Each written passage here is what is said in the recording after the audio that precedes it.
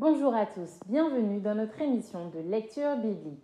L'objectif est de lire toute la Bible en l'espace de 6 mois dans l'ordre chronologique des événements.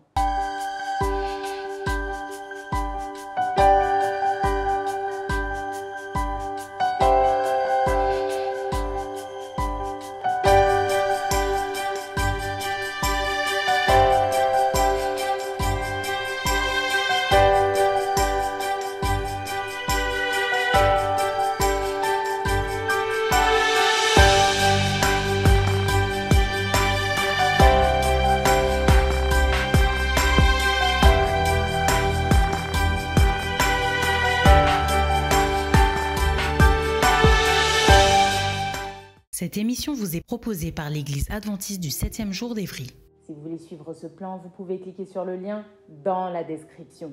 N'hésitez pas à vous abonner à notre chaîne Évry Adventiste afin de recevoir toutes les nouvelles vidéos de lecture.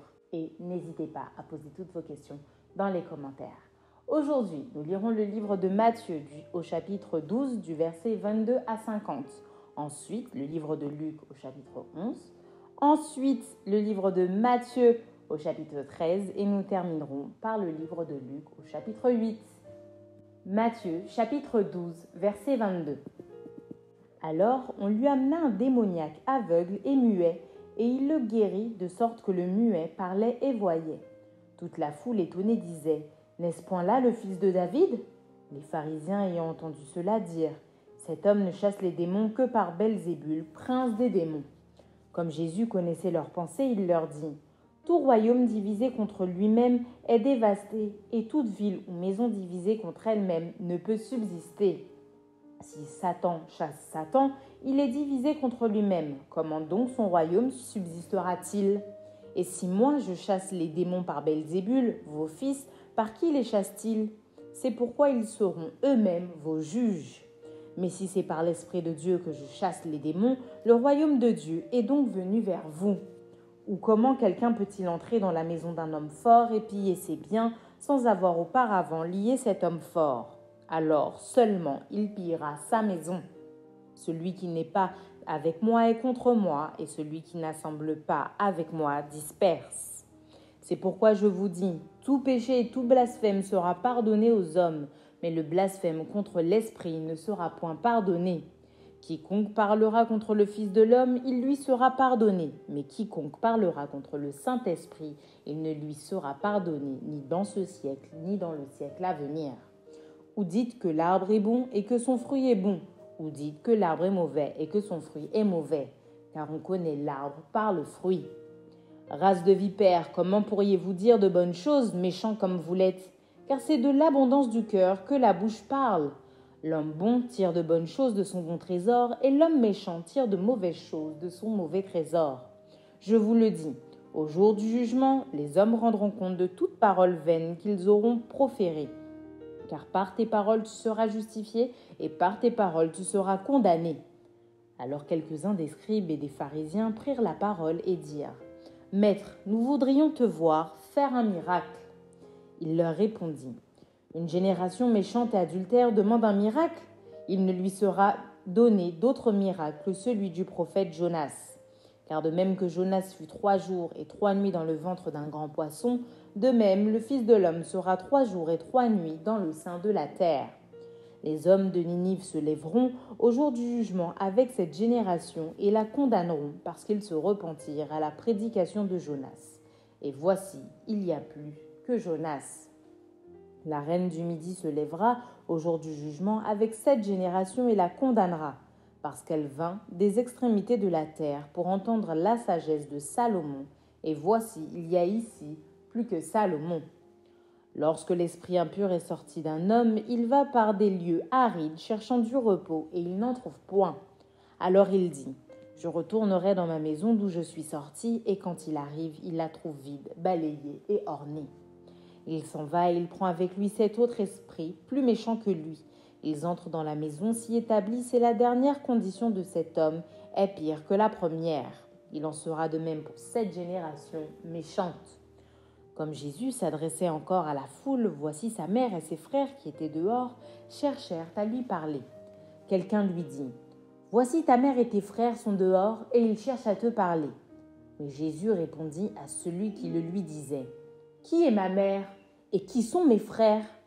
Puis étendant la main sur ses disciples, il dit, « Voici ma mère et mes frères, car quiconque fait la volonté de mon Père qui est dans les cieux, celui-là est mon frère et ma sœur et ma mère. » Luc chapitre 11. Jésus priait un jour en un certain lieu. Lorsqu'il eut achevé, un de ses disciples lui dit, « Seigneur, enseigne-nous à prier comme Jean l'a enseigné à ses disciples. » Il leur dit, « Quand vous priez, dites, « Père, que ton nom soit sanctifié, que ton règne vienne. Donne-nous chaque jour notre pain quotidien, pardonne-nous nos péchés, car nous aussi nous pardonnons à quiconque nous offense, et ne nous induis pas en tentation. » Il leur dit encore, « Si l'un de vous a un ami et qu'il aille le trouver au milieu de la nuit pour lui dire, « Ami, prête-moi 3 pains, car un de mes amis est arrivé de voyage chez moi et je n'ai rien à lui offrir. » Et si, de l'intérieur de sa maison, cet ami lui répond, « Ne m'importune pas, la porte est déjà fermée, mes enfants et moi sommes au lit, je ne puis me lever pour te donner des pains. » Je vous le dis, même s'il ne se levait pas pour les lui donner parce que c'est son ami, il se lèverait à cause de son importunité et lui donnerait tout ce dont il a besoin. Et moi je vous dis, demandez et l'on vous donnera, cherchez et vous trouverez, frappez et l'on vous ouvrira. Car quiconque demande reçoit, celui qui cherche trouve, et l'on ouvre à celui qui frappe. Quel est parmi vous le père qui donnera une pierre à son fils s'il lui demande du pain ? Ou s'il demande un poisson, lui donnera-t-il un serpent au lieu d'un poisson ? Ou s'il demande un œuf, lui donnera-t-il un scorpion ? Si donc, méchants comme vous l'êtes, vous savez donner de bonnes choses à vos enfants, combien plus forte raison le Père céleste donnera-t-il le Saint-Esprit à ceux qui le lui demandent ? Jésus chassa un démon qui était muet. Lorsque le démon fut sorti, le muet parla et la foule fut dans l'admiration. Mais quelques-uns dirent, « C'est par Belzébul, le prince des démons, qu'il chasse les démons. » Et d'autres, pour l'éprouver, lui demandèrent un signe venant du ciel.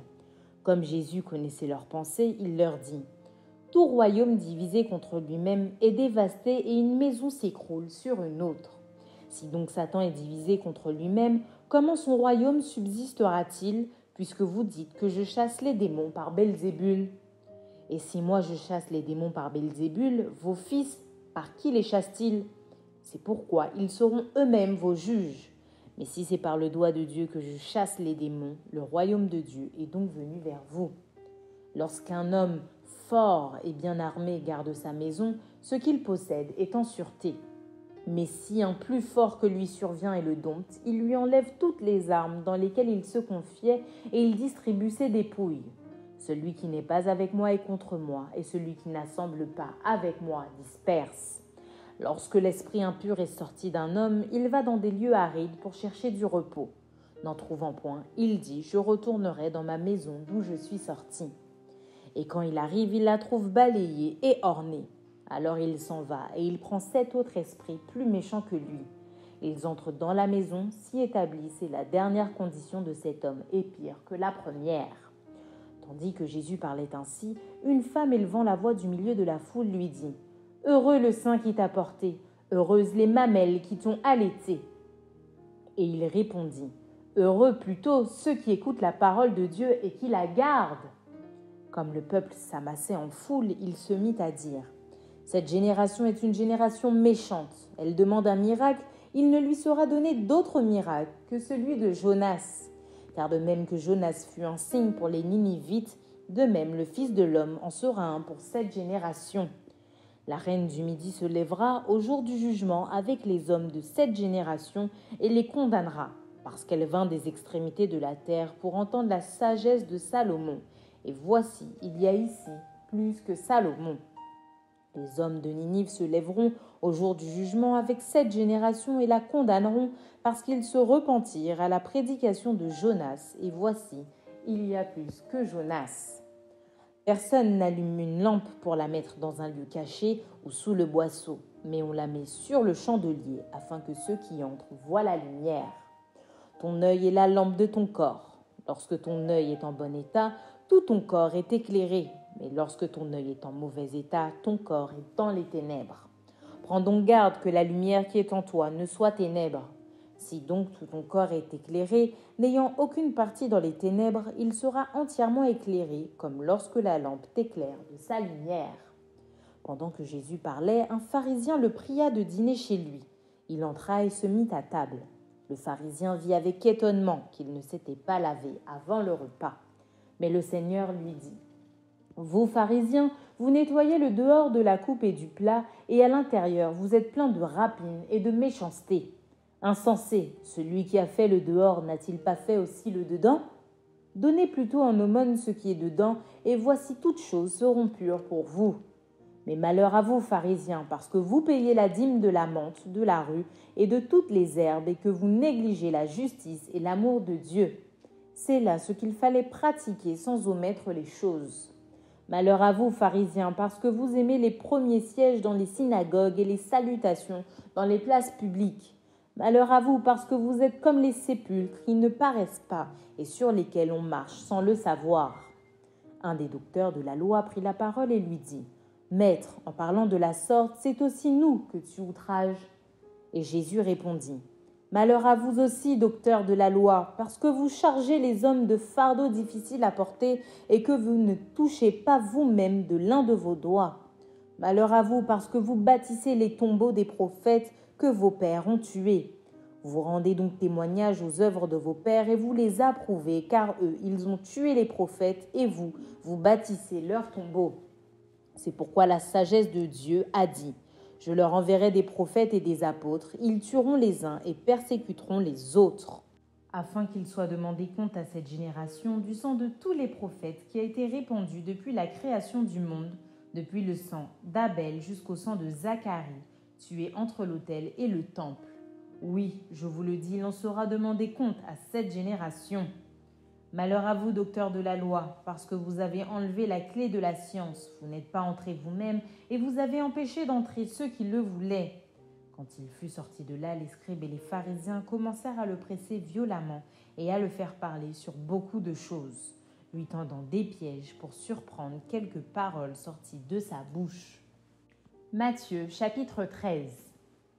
Ce même jour, Jésus sortit de la maison et s'assit au bord de la mer. Une grande foule s'étant assemblée auprès de lui, il monta dans une barque et il s'assit. Toute la foule se tenait sur le rivage, il leur parla en paraboles sur beaucoup de choses et il dit : « Un semeur sortit pour semer. Comme il semait, une partie de la semence tomba le long du chemin, les oiseaux vinrent et la mangèrent. Une autre partie tomba dans les endroits pierreux où elle n'avait pas beaucoup de terre. Elle leva aussitôt parce qu'elle ne trouva pas un sol profond. Mais quand le soleil parut, elle fut brûlée et sécha, faute de racines. Une autre partie tomba parmi les épines montèrent et l'étouffèrent. Une autre partie tomba dans la bonne terre, elle donna du fruit, un grain 100, un autre 60, un autre 30. Que celui qui a des oreilles pour entendre, entende. » Les disciples s'approchèrent et lui dirent : « Pourquoi leur parles-tu en paraboles ?» Jésus leur répondit : « Parce qu'il vous a été donné de connaître les mystères du royaume des cieux, et que cela ne leur a pas été donné. Car on donnera à celui qui a, et il sera dans l'abondance, mais à celui qui n'a pas, on ôtera même ce qu'il a. C'est pourquoi je leur parle en paraboles, parce qu'en voyant, ils ne voient point, et qu'en entendant, ils n'entendent ni ne comprennent. Et pour eux s'accomplit cette prophétie d'Ésaïe. Vous entendrez de vos oreilles, et vous ne comprendrez point. Vous regarderez de vos yeux, et vous ne verrez point. Car le cœur de ce peuple est devenu insensible. Ils ont endurci leurs oreilles, et ils ont fermé leurs yeux, de peur qu'ils ne voient de leurs yeux, qu'ils n'entendent de leurs oreilles, qu'ils ne comprennent de leur cœur, qu'ils ne se convertissent, et que je ne les guérisse. Mais heureux sont vos yeux, parce qu'ils voient, et vos oreilles, parce qu'elles entendent. Je vous le dis en vérité, beaucoup de prophètes et de justes ont désiré voir ce que vous voyez, et ne l'ont pas vu, entendre ce que vous entendez, et ne l'ont pas entendu. Vous donc écoutez ce que signifie la parabole du semeur. Lorsqu'un homme écoute la parole du royaume et ne la comprend pas, le malin vient et enlève ce qui a été semé dans son cœur. Cet homme est celui qui a reçu la semence le long du chemin. Celui qui a reçu la semence dans les endroits pierreux est celui qui entend la parole et la reçoit aussitôt avec joie. Mais il n'a pas de racine en lui-même. Il manque de persistance et dès que survient une tribulation, une persécution À cause de la parole, il y trouve une occasion de chute. Celui qui a reçu la semence parmi les épines, c'est celui qui entend la parole, mais en qui les soucis du siècle et la séduction des richesses étouffent cette parole et la rendent infructueuse. Celui qui a reçu la semence dans la bonne terre, c'est celui qui entend la parole et la comprend. Il porte du fruit, et un grain en donne 100, et un autre 60, un autre 30. Il leur proposa une autre parabole et il dit : Le royaume des cieux est semblable à un homme qui a semé une bonne semence dans son champ. Mais pendant que les gens dormaient, son ennemi vint, sema de l'ivraie parmi le blé et s'en alla. Lorsque l'herbe eut poussé et donné du fruit, l'ivraie parut aussi. Les serviteurs du maître de la maison vinrent lui dire : Seigneur, n'as-tu pas semé une bonne semence dans ton champ ? D'où vient donc qu'il y a de l'ivraie ? Il leur répondit : C'est un ennemi qui a fait cela. Et les serviteurs lui dirent : Veux-tu que nous allions l'arracher ? Non, dit-il, de peur qu'en arrachant l'ivraie, vous ne déraciniez en même temps le blé. Laissez croître ensemble l'un et l'autre jusqu'à la moisson, et à l'époque de la moisson, je dirai au moissonneur : Arrachez d'abord l'ivraie et liez-la en gerbe pour la brûler, mais amassez le blé dans mon grenier. Il leur proposa une autre parabole et il dit : Le royaume des cieux est semblable à un grain de sénévé qu'un homme a pris et semé dans son champ. C'est la plus petite de toutes les semences, mais quand il a poussé, il est plus grand que les légumes et devient un arbre, de sorte que les oiseaux du ciel viennent habiter dans ses branches. Il leur dit cette autre parabole. Le royaume des cieux est semblable à du levain qu'une femme a pris et mis dans 3 mesures de farine jusqu'à ce que la pâte soit toute levée. Jésus dit à la foule toutes ces choses en parabole et il ne lui parlait point sans parabole, afin que s'accomplisse ce qui avait été annoncé par le prophète. J'ouvrirai ma bouche en parabole, je publierai des choses cachées depuis la création du monde. Alors il renvoya la foule et entra dans la maison. Ses disciples s'approchèrent de lui et dirent : Explique-nous la parabole de l'ivraie du champ. Il répondit : Celui qui sème la bonne semence, c'est le Fils de l'homme. Le champ, c'est le monde. La bonne semence, ce sont les fils du royaume. L'ivraie, ce sont les fils du malin. L'ennemi qui l'a semé, c'est le diable. La moisson, c'est la fin du monde. Les moissonneurs, ce sont les anges. Or, comme on arrache l'ivraie et qu'on la jette au feu, il en sera de même à la fin du monde. Le Fils de l'homme enverra ses anges qui arracheront de son royaume tous les scandales et ceux qui commettent l'iniquité. Et ils les jetteront dans la fournaise ardente où il y aura des pleurs et des grincements de dents. Alors les justes resplendiront comme le soleil dans le royaume de leur Père. Que celui qui a des oreilles pour entendre, entende. Le royaume des cieux est encore semblable à un trésor caché dans un champ. L'homme qui l'a trouvé le cache et dans sa joie, il va vendre tout ce qu'il a et achète ce champ. Le royaume des cieux est encore semblable à un marchand qui cherche de belles perles. Il a trouvé une perle de grand prix et il est allé vendre tout ce qu'il avait et l'a acheté. Le royaume des cieux est encore semblable à un filet jeté dans la mer et ramassant des poissons de toute espèce. Quand il est rempli, les pêcheurs le tirent et après s'être assis sur le rivage, ils mettent dans des vases ce qui est bon et ils jettent ce qui est mauvais. Il en sera de même à la fin du monde. Les anges viendront séparer les méchants d'avec les justes et ils les jetteront dans la fournaise ardente où il y aura des pleurs et des grincements de dents. Avez-vous compris toutes ces choses ? Oui, répondirent-ils. Et il leur dit : C'est pourquoi tout scribe instruit de ceux qui regardent le royaume des cieux est semblable à un maître de maison qui tire de son trésor des choses nouvelles et des choses anciennes. Lorsque Jésus eut achevé ses paraboles, il partit de là. S'étant rendu dans sa patrie, il enseignait dans la synagogue de sorte que ceux qui l'entendirent étaient étonnés et disaient : D'où lui viennent cette sagesse et ces miracles ? N'est-ce pas le fils du charpentier ? N'est-ce pas Marie qui est sa mère ? Jacques, Joseph, Simon et Jude ne sont-ils pas ses frères ? Et ses sœurs ne sont-elles pas toutes parmi nous ? D'où lui viennent donc toutes ces choses ? Et il était pour eux une occasion de chute. Mais Jésus leur dit : Un prophète n'est méprisé que dans sa patrie et dans sa maison.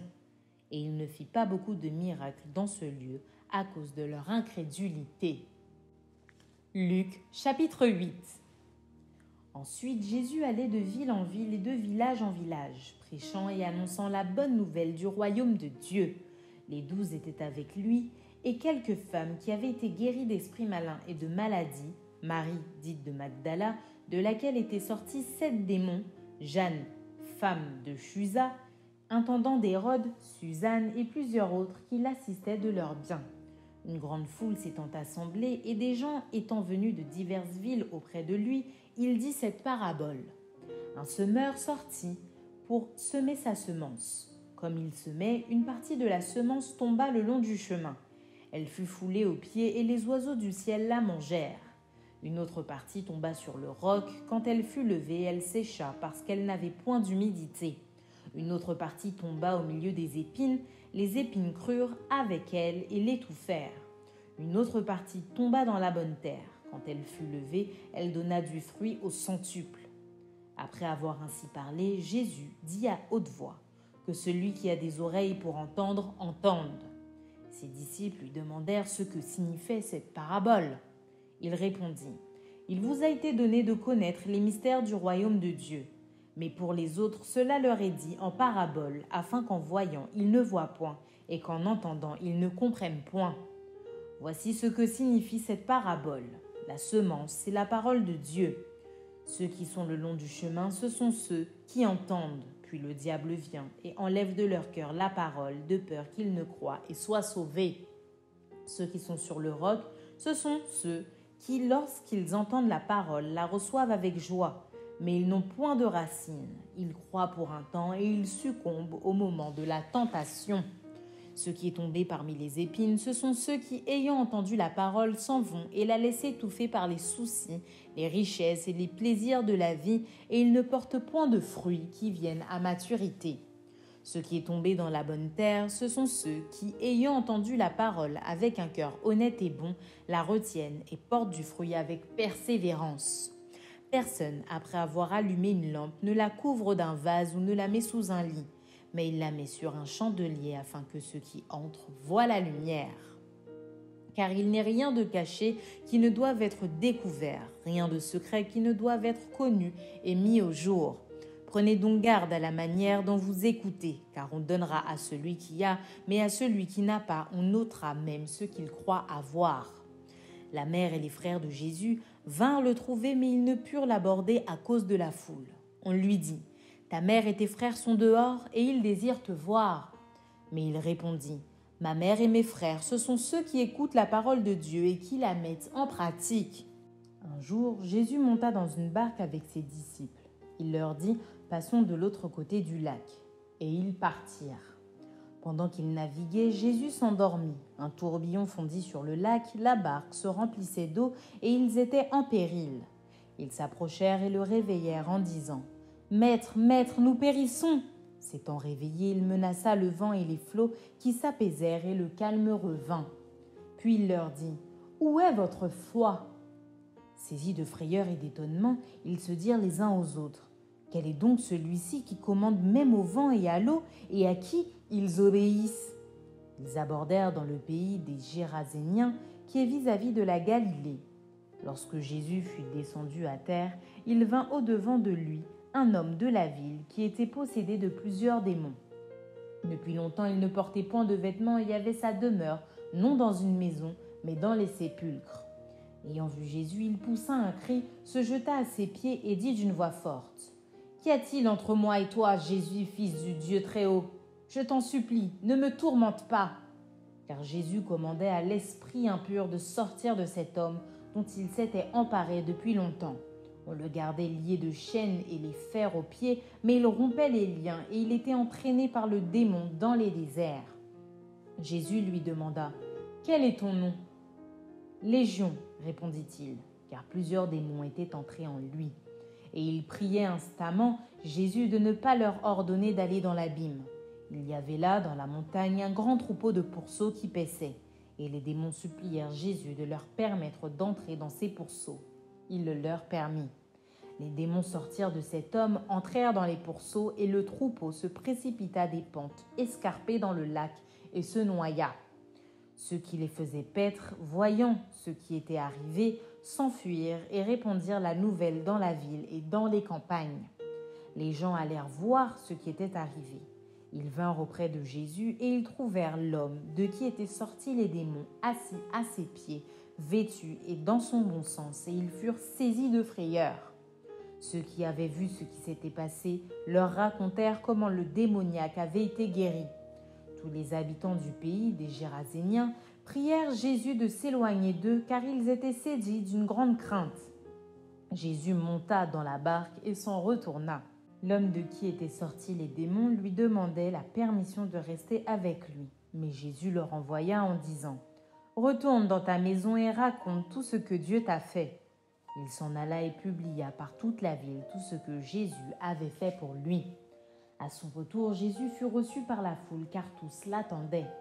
Et voici, il vint un homme nommé Jairus qui était chef de la synagogue. Il se jeta à ses pieds et le supplia d'entrer dans sa maison, parce qu'il avait une fille unique d'environ 12 ans qui se mourait. Pendant que Jésus y allait, il était pressé par la foule. Or, il y avait une femme atteinte d'une perte de sang depuis 12 ans et qui avait dépensé tout son bien pour les médecins sans qu'aucun ait pu la guérir. Elle s'approcha par derrière et toucha le bord du vêtement de Jésus. Au même instant, la perte de sang s'arrêta. Et Jésus dit « Qui m'a touché ?» Comme tous s'en défendaient, Pierre et ceux qui étaient avec lui dirent « Maître, la foule t'entoure et te presse, et tu dis « Qui m'a touché ?» Mais Jésus répondit « Quelqu'un m'a touché, car j'ai connu qu'une force était sortie de moi. » La femme, se voyant découverte, vint toute tremblante se jeter à ses pieds et déclara devant tout le peuple pourquoi elle l'avait touché et comment elle avait été guérie à l'instant. Jésus lui dit « Ma fille, ta foi t'a sauvée. Va en paix. » Comme il parlait encore, survint de chez le chef de la synagogue quelqu'un disant « Ta fille est morte, n'importune pas le maître. » Mais Jésus, ayant entendu cela, dit au chef de la synagogue « Ne crains pas, crois seulement, et elle sera sauvée. » Lorsqu'il fut arrivé à la maison, il ne permit à personne d'entrer avec lui, si ce n'est à Pierre, à Jean et à Jacques, et au père et à la mère de l'enfant. Tous pleuraient et se lamentaient sur elle. Alors Jésus dit « Ne pleurez pas, elle n'est pas morte, mais elle dort. » Et ils se moquaient de lui, sachant qu'elle était morte. Mais il la saisit par la main et dit d'une voix forte « Enfant, lève-toi !» Et son esprit revint en elle, et à l'instant elle se leva, et Jésus ordonna qu'on lui donnât à manger. Les parents de la jeune fille furent dans l'étonnement, et il leur recommanda de ne dire à personne ce qui était arrivé. Merci d'avoir partagé cette lecture avec nous. Je vous donne rendez-vous demain, si Dieu veut, pour un nouvel épisode.